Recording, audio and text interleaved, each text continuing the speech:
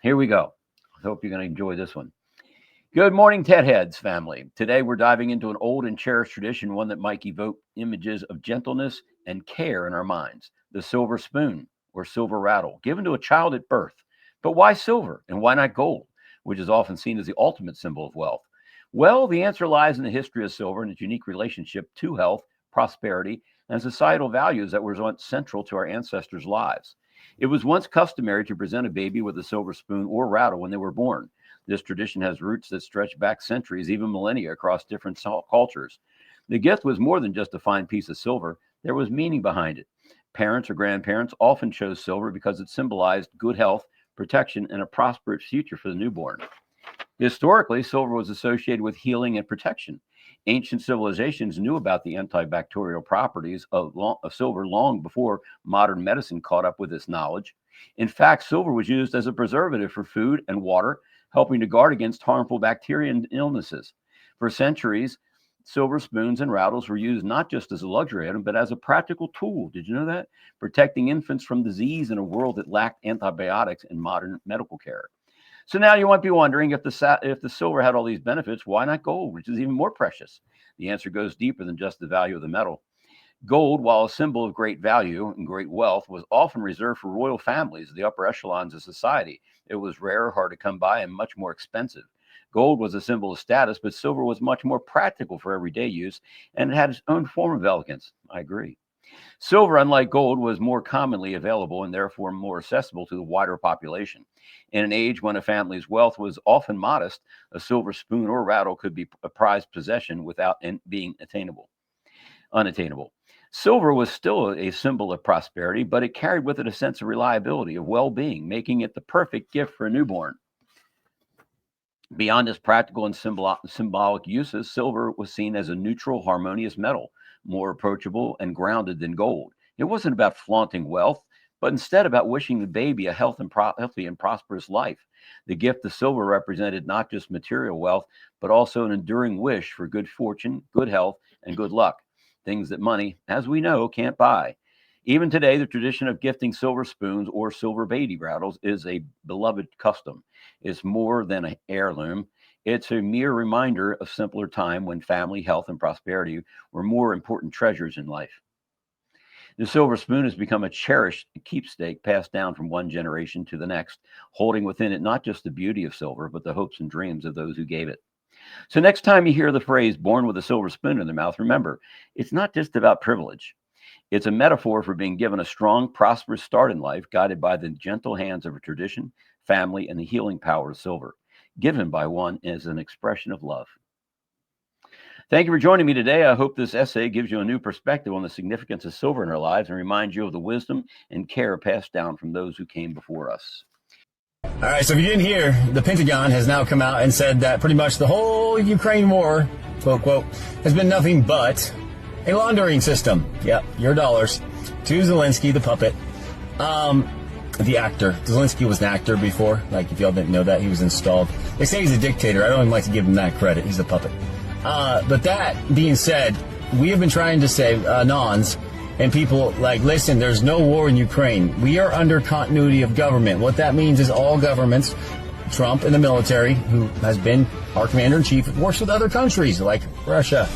And what happened was when people don't realize there was a ton of labs. There was a ton of biolabs in Ukraine. There was a ton of laundering going on. Banks for the deep state cabal. Man, like, it's deep. I mean, why do you think Zelensky was getting all this money? Like, hey, I need money. It's for my friends over here, the cabal. Not only that, they were making viruses and stuff to push upon the world, right? Yeah. So when Trump was on the news, like the last 4 years, and people thought he was like stupid, and he was saying, China. He was actually trying to get your attention because he wanted you to look over at Ukraine, because there's a city called China, Chyna, China, Ukraine. Anyway, So what he did was, he's like, man, if I go over there and I completely obliterate these labs, all these banks, we're going to have a civil war. The mainstream media, fake news, is going to call me a warmonger and all blah, blah, blah. So what did he do? He said, hey, yo, Putin, come here. I need you to work with me. Obviously, they're doing all this stuff over there, and you're like right next to him. And I know you don't like him anyway. So will you go over and just demolish these spots, please? And don't take lives like on purpose. It was literally Ukraine and Zelensky taking their own people's lives, killing children. So, again, just a little FYI, but you know what? Now the truth comes out, and it's time for Zelensky to go back to his puppet masters and disappear. Anyway, hey, you know what? United we stand. Love, unity. That's what this is all about. Come together. Love y'all. It is the second most prevalent liquid on Earth. Putting a price on oil is like putting a price on a pail of water. No initial cost. It's in the ground, and in those days they were, some of it, almost what you'd call surface mining the oil. They didn't go down deep. So in order to get the price up, they hit on the idea that they would have to make it appear to be scarce. That after we take the next few barrels out, we're probably going to have to close this well, that kind of thing. Well, a very fortuitous event. In 1892, there was a convention in Geneva of scientists to determine what organic substances are. At this Geneva convention, Rockefeller took advantage of sending some scientists over. They defined oil as a residue from formerly living matter. Well, that makes it a fossil fuel. I don't know why they decided to use the word fossil, but it says formerly living matter is fossil. And another thing we should know is that there has never been a fossil, a real fossil, found below 16,000 feet. We mine oil, or we drill for oil, at 30,000, 33,000, 28,000 every day of the week. So right there, we rule it out that it isn't fossil fuel.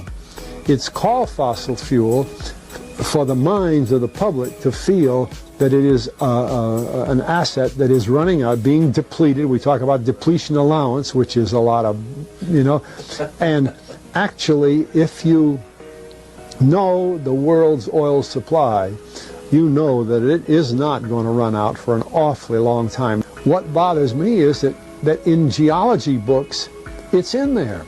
The geologists say it's a fossil fuel. They've been bought to create a world price for oil. In other words, not 30 cents a gallon here and 90 cents a gallon there, but let's get a world price. That's their goal. So probably the biggest question I get is, what do I feel about Elon and the stuff he says? All right, so I'm not going to go fully in depth. I'm going to show you guys something here. You got to understand the military operation that's been going on and connecting dots, and this has been going on for a long, long time. But, he always refers to Mars. And I always tell people to ask me, why does he refer to Mars?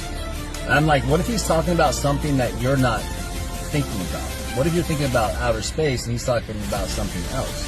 Hold on, let me show you. Just want to go to Q-Post 34 here. Back in 2017, there's been a lot of drops about the emergency broadcast system there in yellow going off. That's going to go off at some point, right? The emergency broadcast system. But did you also know this? Yeah, the military, M.A.R.S, Military Auxiliary Radio System. Used by the Navy, Marine Corps. Could have a big part of that national broadcast system, right? The emergency system.